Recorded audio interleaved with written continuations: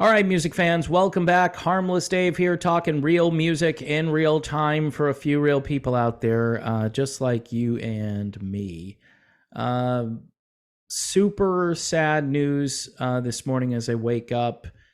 One of my favorites, and I'm very serious about this, one of my favorite musicians, Jimmy Buffett, has passed away at the age of 76. I got married to a bunch of Jimmy Buffett music. I worked at a radio station on Cape Cod that I believe started a Jimmy Buffett trend. And I'll talk a little bit more about that.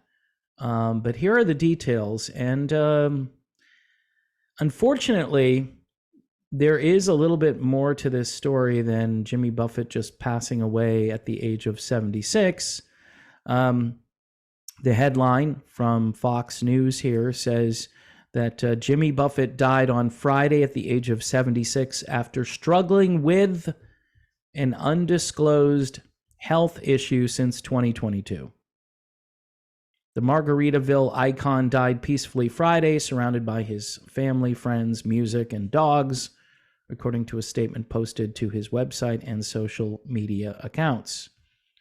He lived his life like a song till the very last breath and will be missed beyond measure by so many. Buffett's cause and place of death were not provided. The musician began struggling with a health issue starting last year when he was hospitalized and forced to cancel several shows, this according to USA Today. In May and June of 2023, he canceled additional concerts after disclosing that he returned to the hospital to address medical issues that required immediate attention.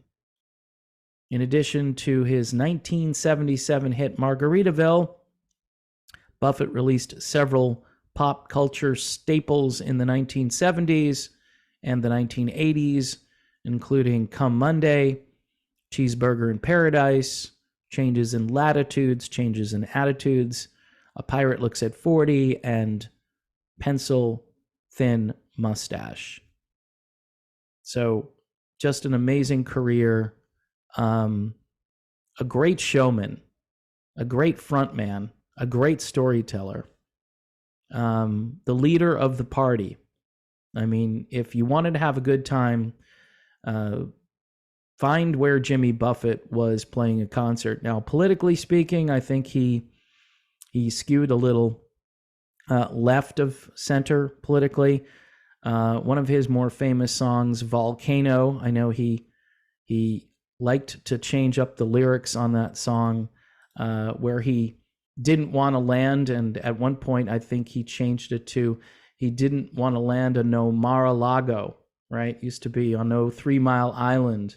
If you know the song, it's got all these places back in the late 70s that were in the news to some degree, or just places where he didn't want to land. One of those places was Buzzards Bay, and that endeared himself to all of the Cape Cod audience that I was programming music for in the late 1980s. And our radio station started a Buffett trend. We were playing his new stuff like Smart Woman in a Real Short Skirt, Off to See the Lizard. I mean, these were songs that nobody else in the radio industry was even thinking about playing. All of those albums, like I'm trying to think of all the titles, but Hot Water was another one that we played a bunch of music from. And then we went back through his huge catalog and we just started playing songs that we thought should be on the radio, mixed in with all the other music we were playing. And the audience response was just incredible. And then not too long after that, I heard the term parrot heads, and that stuck, and we all went to see Jimmy up at Great Woods, and he put on a party. He didn't put on a show. That was one of the better concerts just for atmosphere. If you had a lawn seat for Jimmy Buffett, you were going to have a great time. This was music that didn't affect your hearing after the show, you could still talk to your friends. But during the show, you were singing, you were dancing, you were consuming adult beverages. And, this guy just was the leader of the party, like I keep saying on this video. I believe what we did at that radio station, though, is we started a trend which resulted in Jimmy being even bigger than he already was. He was already kind of this one-hit wonder guy, even though that's not true. Come Monday, I think, was a top 20 song. And I know he released a number of other singles that didn't get the airplay they deserved. This is a guy who's not, let me repeat this, he's not in the Rock and Roll Hall of Fame. He inducted the Eagles into the Rock and Roll Hall of Fame, and he made some funny comments about how he'll always be opening up for this band. No matter what, it's Jimmy Buffett opening for the Eagles, who are still out there and still touring, and now Jimmy Buffett is gone. So posthumously, I would highly recommend that the Rock and Roll Hall of Fame consider Jimmy Buffett, but they won't. They just haven't even brought it up, which is just, I mean, it's a failed institution, the Hall of Fame. I don't want to go off on the Hall of Fame because this is more about Jimmy Buffett and his legacy. Margaritaville, does it deserve the airplay it gets? Yes, it does. It tells this funny story, and people can relate to it, and it's just a good time song. I'm not irritated when Margaritaville comes on the radio. In fact, they're building a Margaritaville resort not too far from where I live, and I'm hoping that they continue building it and that people will go there and hear all of this great music, because you can go to certain places here in Florida and it's all Buffett all the time. There are a couple of establishments that, they have all the music, the live albums, the stuff he did later on. It's 5 o'clock somewhere, which also became an iconic song with Alan Jackson. And kudos to Alan Jackson for, working with Buffett and using all of that fan base to, expose Jimmy to a whole new audience and to make him even bigger. Jimmy, of course, wrote books. He was a smart guy when it comes to history, had a history major. So he knew his stuff, and you're just not going to find that kind of a character to come along later on and to do what Jimmy Buffett did. Jimmy was largely a country musician who got into some more adult contemporary stuff and a little bit of rock and roll here and there. But again, his main style was country music storytelling, and he did a great job with that, and he's going to be missed. He's definitely going to be missed. And yeah, cause of death, what can you say anymore about this stuff? And look, maybe Jimmy didn't go to CVS multiple times, right? Maybe he just avoided the whole thing. We don't know. Undisclosed health issue. Maybe, again, the family just wants privacy and they don't want people to know specifics. I think as these accumulate, though, not just with Jimmy Buffett and other musicians, but with people all over the world where you just hear these stories, it's very impersonal. It's like an alien comes in and takes somebody out and you just go, oh yeah, that was just an alien. This happens all the time. You start to think to yourself, I guess we can't figure this stuff out, or we refuse to figure it out. And I get the privacy angle.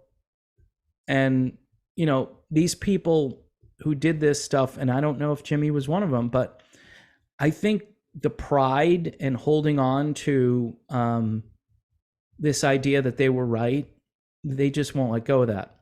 They won't. And when someone can't just pivot and, tell the world, hey, I thought it was this, but it turns out it wasn't this, it was that over there. and they were right and I was wrong. And even if you agree with those people politically or not, that's not the point. You can vehemently disagree with them on politics, but you need to agree when it comes to reality. All right? And forget the politics at this point. I don't care if Jimmy Buffett liked Democrats more than Republicans. I don't care. It's not that important to me. This guy, for the most part, stayed away from any sort of harsh rhetoric or polarizing rhetoric, whatever you want to call it. And he lived a life that I think a lot of us would have enjoyed, flying airplanes and doing the things that he did, writing books and touring the planet and being the host of one of the great parties in all of music history. So Buffett's music will obviously make things a little better for those who are going to miss his presence. He's got a lot of material that people should explore. He put out a bunch of albums in the 1980s that I think are really, really good. His 70s output speaks for itself. And then again, he rebooted again in the 90s and had success even after that with a few albums that he put out even, I think, in the early to mid 2000s. So he's been recording for like 50 years. I mean, the guy is just a beast when it comes to musical output. And he's a songwriter on top of it. And he should be in the Hall of Fame. He's not.